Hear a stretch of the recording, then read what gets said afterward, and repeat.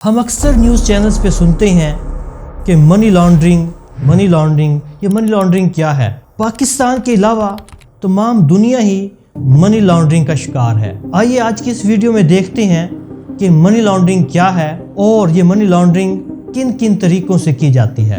FIA نے international money laundering criminal network کا مرکزی ملزم گرفتار کر لیا۔ FIA نے کراچی میں کار شو روم مالکان کے خلاف منی لانڈرنگ تحقیقات کا آغاز کر دیا ہے۔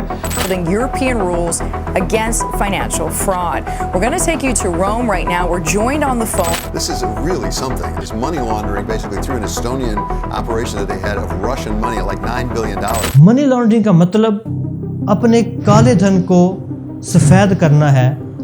ایسی رقم جس کی کمائی کا آپ کے پاس کوئی ثبوت نہ ہو وہ کالا دھن کہلاتا ہے۔ اس کالے دھن کو سفید دھن کیسے بنایا جاتا ہے؟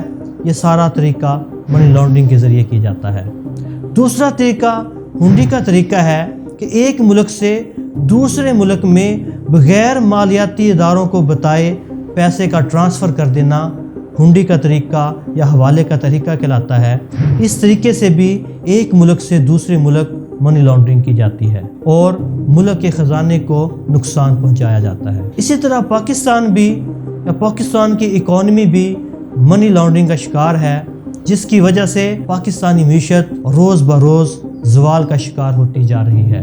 اسی طرح چائنا بھی منی لانڈرنگ کے فن میں دنیا میں نمبر 1 پر ہے۔ چین میں 2002 سے 2011 کے درمیان تقریباً $1.8 ٹریلین غیر قانونی طریقے سے ملک سے باہر ٹرانسفر کیے گئے۔ جب منی لانڈرنگ کی بات آتی ہے تو اس کو 3 اہم سٹیپس میں کیا جاتا ہے۔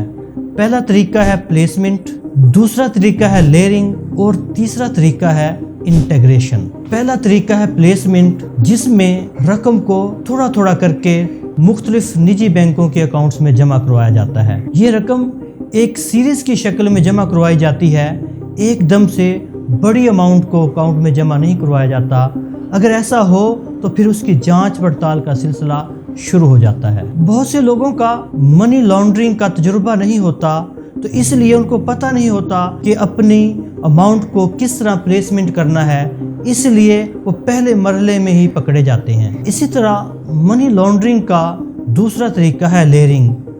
منی لانڈرنگ کے اس سلسلے کے اندر پیسے کو مختلف بینکس کے اندر سرکل کیا جاتا ہے، ایک بینک سے دوسرے بینک میں اور پھر تیسرے بینک میں، آخر میں تمام بینکس کی رسید حاصل کر لی جاتی ہے اور اس کالے دھن کو سفید دھن بنا لیا جاتا ہے۔ اس کے علاوہ اپنے جائز پیسے میں اس ناجائز پیسے کو شامل کر کے جوا کھیلا جا سکتا ہے اور سٹاک میں رکھا جا سکتا ہے، یا پھر مختلف ڈیجیٹل کرنسیوں میں تبدیل کیا جا سکتا ہے۔ اور اس وقت ڈیجیٹل کرنسی کے ذریعے منی لانڈرنگ کا طریقہ سب سے محفوظ طریقہ ہے، یا پھر مختلف قسم کی انشورنس پالیسیز اور مالیاتی مصنوعات خریدنے کے لیے استعمال کیا جا سکتا ہے۔ البتہ لیئرنگ پلیسمنٹ کے مقابلے میں ایک محفوظ طریقہ کار ہے، لیکن لیئرنگ کے طریقہ کار میں جو لوگ محتاط نہیں رہتے اور غلطی کر جاتے ہیں تو وہ بہت جلد قانون کے شکنجے میں آ جاتے ہیں۔ مثال کے طور پر اگر کسی کاروبار میں روزانہ $5000 کی ٹرانزیکشن ہوتی ہے اور اچانک اس اکاؤنٹ میں $10,000 کی ٹرانزیکشن ہونا شروع ہو جائے تو اس کا اکاؤنٹ مشکوک ہو جاتا ہے اور اس کی جانچ پڑتال شروع ہو جاتی ہے۔ تیسرا اور اہم مرحلہ ہے انٹیگریشن کا۔ اس مرحلے کے اندر پیسے کو دوبارہ سے لانچ کیا جاتا ہے۔ اس میں پیسے کو قانونی طریقے سے کاروبار میں لگایا جاتا ہے، تو اس طرح اس رقم کو بڑے پیمانے پر استعمال کیا جا سکتا ہے۔ انٹیگریٹڈ پیسے کو اکثر بڑی سرمایہ کاری جیسا کہ جائیداد خریدنا اور اثاثوں کی خریداری کے لیے استعمال کیا جاتا ہے۔ تو یہ وہ 3 منی لانڈرنگ کے طریقے ہیں جن کے ذریعے سے ملکی معیشت کو نقصان پہنچایا جاتا ہے، اور پاکستان بھی پچھلے 75 سال سے منی لانڈرنگ جیسے گھنونے جرم کا شکار ہے، جس میں مختلف سیاستدان، بیوروکریٹس اور کاروباری حضرات شامل ہیں، جن کی وجہ سے پاکستان جیسا خوشحال ملک under the line of poverty آ گیا ہے۔ اس جرم کو ختم کرنے کے لیے عدالتی نظام کا مضبوط ہونا بہت ضروری ہے، جو کہ پاکستان میں ایک خواب ہے۔ جی تو دوستو، اس منی لانڈرنگ کو کیسے روکا جا سکتا ہے، کمنٹ باکس میں اپنی رائے کا اظہار کریں۔ شکریہ۔